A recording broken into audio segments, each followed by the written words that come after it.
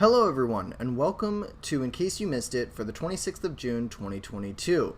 Going back on all of the biggest news stories from this week and pointing out the ones that I thought were the most significant. Of course, we have to start with the Supreme Court, where Roe v. Wade was overturned.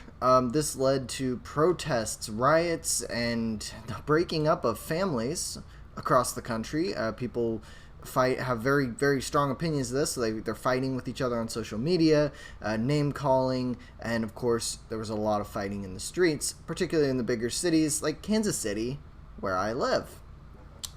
So there was a lot of different types of protests that went on. One of the more interesting ones happened outside the Supreme Court, where people decided twerking for abortion rights was the correct way to go. Take a look.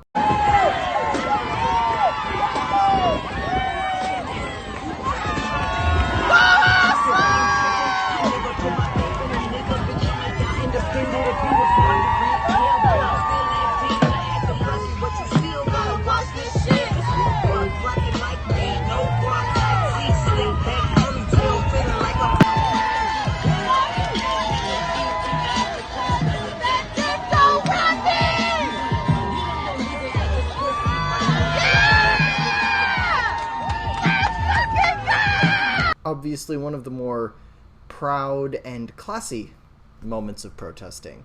I was kind of shocked that this was the reaction. It turned into a dance party when all you see on Twitter is rage is a valid reaction. And the pundits on the left, particularly celebrities and Twitter personalities, are calling for a night of rage following this ruling. Speaking of a night of rage, in a protest very reminiscent of the Summer of Love, Oregon was having a lot of riots. 10 were arrested in Eugene for rioting during the Night of Rage, and there were many dozens of people, and you can go find the videos online, reacting very violently to police trying to control the riots. So people were assaulting police officers, throwing smoke bombs, and so on. You know, the peaceful protesting that we've come to love and expect. Also, Antifa was present. I just want to point that out because I will never not point out when Antifa is around and doing Antifa things. In Arizona, protesters converged on the Capitol, and all the lawmakers were huddled in the basement, according to this article. Doesn't really sound all that great. Maybe we could call it an insurrection.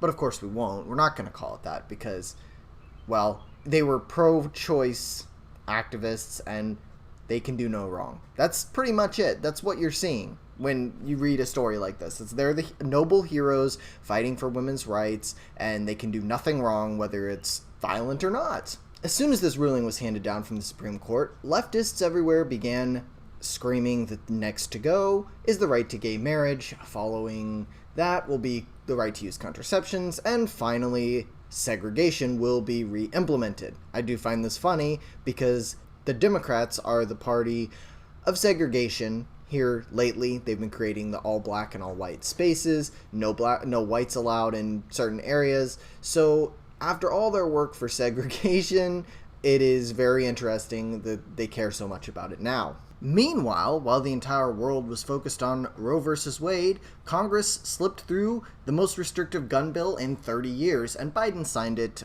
yesterday or Friday. Essentially, the main thing from this law that is horrifying if you're a gun owner or anyone who thinks that the Constitution has any kind of value is the $750 million in incentives for state to implement more strict red flag laws. If you don't know what red flag laws are, that kind of just means that someone can accuse you of being mentally unstable or committing an act of domestic violence, and police can come and seize your guns without any due process. So this is something that is very concerning. It's a big infringement on the Second Amendment, and people everywhere should be outraged by this. Unfortunately, everyone is so focused on Roe versus Wade, which, by the way, doesn't really do an awful lot. It just kicks the decision back to the states, which is kind of how it should be, especially because abortion is, on average, it's very split down the line. Only 51% of Americans think that within the first 6 weeks, abortion should be allowed, let alone when you move it up to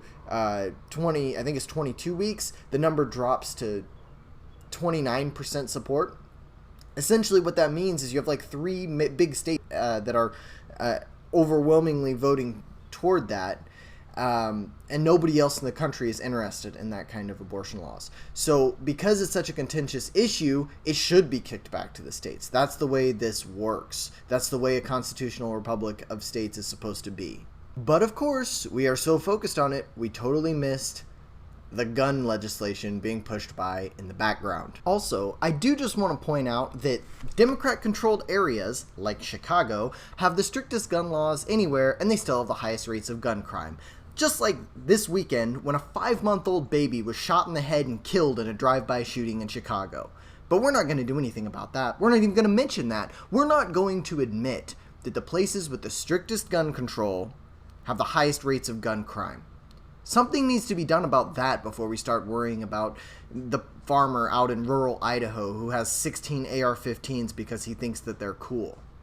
I mean, it's insane to me that we can't even admit that these gun control measures that we're doing are not working.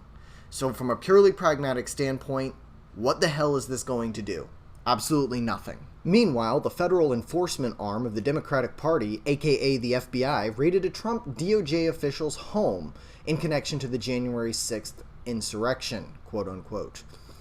They said it's not immediately clear what they were looking for or what information they expected to find, but who cares? We don't need warrants. We don't need reasons. We can just go search private citizens' homes because we want to. And let me just say, everybody knows this whole January 6th committee is a whole load of nonsense. Like, they've found nothing. They're not going to find anything. There's been no big gotcha moment against Trump. There's been nothing exposed that we didn't already know, and I've said that before multiple times. This entire thing is an excuse for them to slander Trump again to keep him from running. Now, I've never been a big Trump guy, but this is so clearly just using the FBI as pawns in their political games. When are we going to realize the alphabet agencies, FBI, CIA, Department of Homeland Security, all of these things, they need to go. They're unconstitutional. They should not be here. We need to do away with all of that. Do away with every single bit of that's left over from the Patriot Act. Just get rid of it. And oh, and by the way, the TSA, please, can we get rid of the TSA? It's completely unconstitutional. It needs to be gone. In fact, it doesn't even work. In a move that shocked a lot of us, CNN's new boss told Brian Stelter, Don Lemon, and a couple of others that if they don't stop with their partisan reporting, they'll be looking for new jobs. I think we kind of take it for granted now that all media corporations are completely biased and you're never going to hear the truth from them. But maybe, just maybe, the cultural zeitgeist is finally caught up with these big media companies. Maybe they're understanding that Americans don't want to see a bunch of partisan hacks on the news. They want news. That's pretty shocking. You know, how could you expect news from the news, right? Isn't it just supposed to be telling us what to think from our particular political bent? Now, like, I don't think anything's really going to change. Maybe for a week or so, they'll be a little less biased, and then they'll go back to their old ways. But I just do not see... the only people that watch CNN are people that want to be told what to think. So I think that the only people that are left watching it are going to want it to continue to be the way that it is now. And I don't think they're going to pull in any kind of a new audience if they become less biased. I think no one trusts them anyway. So I can't imagine a scenario where people decide to go back to watching CNN once they've left. And finally, Joe Biden made headlines by falling off his bicycle while it was standing still. The clearly physically and mentally fit president, who has no cognitive issues whatsoever, fell off of his bike on Father's Day, and it's pretty funny, so let's just watch it together. President Joe Biden is doing okay this morning after falling off his bike in Rehoboth Beach, Delaware. Biden says his foot got caught on the pedal while dismounting. You can see he fell to the ground surrounded by reporters.